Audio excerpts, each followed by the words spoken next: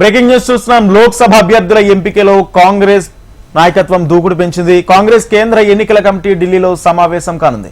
అయితే పార్లమెంట్ ఎన్నికల్లో పోటీ చేయనున్న పార్టీ అభ్యర్థులను ఖరారు చేయనుంది. సమావేశానికి CM PCC chief Revanth Reddy, deputy CM Bhatti Vikramarka, కేంద్ర ఎన్నికల కమిటీ సభ్యుడు మంత్రి ఉత్తమ్ కుమార్ రెడ్డి హాజరు కానున్నారు. దేశవ్యాప్తంగా తొలి జాబితాలో 100 మంది ఎంపీ అభ్యర్థులను ప్రకటించనుండగా తెలంగాణ నుండి 10 మంది పేర్లు ఉండే అవకాశం ఉంది.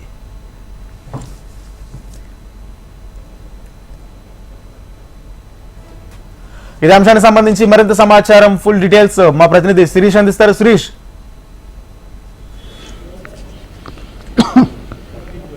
రాజేంద్ర, సాయంత్రం 6 గంటలకు కాంగ్రెస్ పార్టీ కేంద్ర కార్యాలయంలో కాంగ్రెస్ కేంద్ర ఎన్నికల కమిటీ సమావేశం జరుగుతుంది.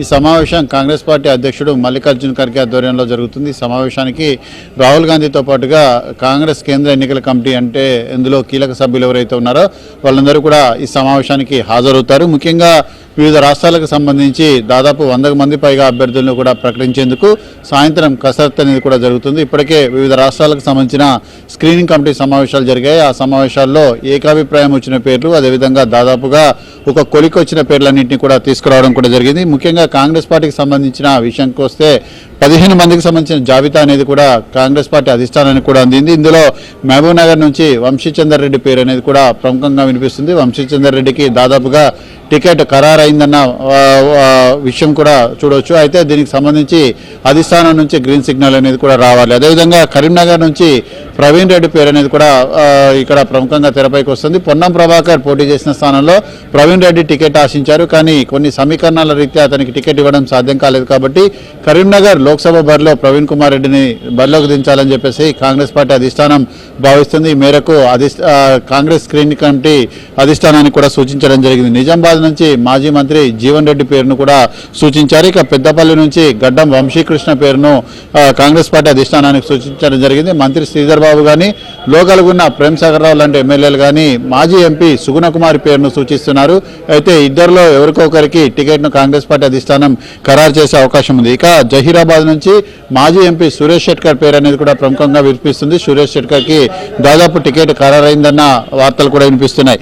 ఇక సికింద్రాబాద్ నుంచి హైదరాబాద్ మాజీ మేయర్ బొంతు రామ్మోహన్ పేరు అనేది ఇక్కడ నుంచి ప్రముఖంగా వినిపిస్తుంది. నల్గొండ నుంచి జానారెడ్డి కానీ, జానారెడ్డి కుమారుడు పేరు కానీ ఎవరిలో ఒకరి పేరును కాంగ్రెస్ పార్టీ అధిష్టానం ఖరారు చేసే అవకాశం ఉంది. భువనగిరి నుంచి చామల కిరణ్ కుమార్ రెడ్డి, అదేవిధంగా మహబూబాబాద్ నుంచి మాజీ కేంద్ర మంత్రి బల్లాం నాయక్ పేరు అనేది కూడా వినిపిస్తుంది. ఇక వరంగల్ నుంచి విషయానికి వస్తే వరంగల్ నుంచి 2 పేర్లన్నిటి కూడా ఇక్కడ ఉన్నాయి. ఒకటి అద్దంకి దయాకర్, అదేవిధంగా మాజీ మంత్రి సర్వే సత్యనారాయణ. అయితే సీఎం రేవంత్ రెడ్డి అద్దంకి దయాకర్ వైపే మొగ్గు చూపుతున్నట్లుగా తెలుస్తుంది. దాదాపుగా అద్దంకి దయాకర్కే టికెట్ ఇచ్చే అవకాశాలు కూడా ఎక్కువగా ఉన్నాయి. ఇక చేవేళ్ల విషయానికి వస్తే పట్నం మహేందర్ రెడ్డి సతీమణి సునీత మహేందర్ రెడ్డి పేరు అనేది కూడా దాదాపు ఖరారైనట్లుగా కూడా తెలుస్తుంది. హైదరాబాద్ నుంచి ఫిరోజ్ ఖాన్ పేరు అనేది కూడా వినిపిస్తుంది. ఇక నాగర్ కర్నూలు నుంచి ఇద్దరి మధ్యలో పోటీ అనేది కూడా ఉంది. డాక్టర్ మల్లు రవి, అదేవిధంగా సంపత్ కుమార్, ఈ ఇద్దరిలో ఎవరికొకరికి టికెట్ అనేది కూడా ఖరారు చేశారు. అయితే మల్లు రవి అసెంబ్లీ టికెట్ను త్యాగం చేసిన నేపథ్యంలో ఆయనకే లోక్సభ స్థానాన్ని కూడా కేటాయించే అవకాశం కూడా ఉంది. ఇక ఖమ్మం విషయానికి వస్తే ఖమ్మం నుంచి 3 పేర్లన్నిటి కూడా ప్రముఖంగా వినిపిస్తున్నాయి. ఖమ్మం నుంచి నందిని, అదేవిధంగా ప్రసాద్ రెడ్డి, యుగేందర్, ఈ ముగ్గురులో ఎవరొకరిని ఖరారు చేయొచ్చు. మెదక్ నుంచి నీలం మధు పేరు అనేది కూడా వినిపిస్తుంది. గతంలో అసెంబ్లీ టికెట్ ఆశించి నీలం మధు నిరాశ చెందారు. కాబట్టి ఈసారి మెదక్ నుంచి నీలం మధుకు అవకాశం ఇవ్వాలని చెప్పేసి కాంగ్రెస్ పార్టీ అధిష్టానం భావించినట్లుగా కూడా సమాచారం.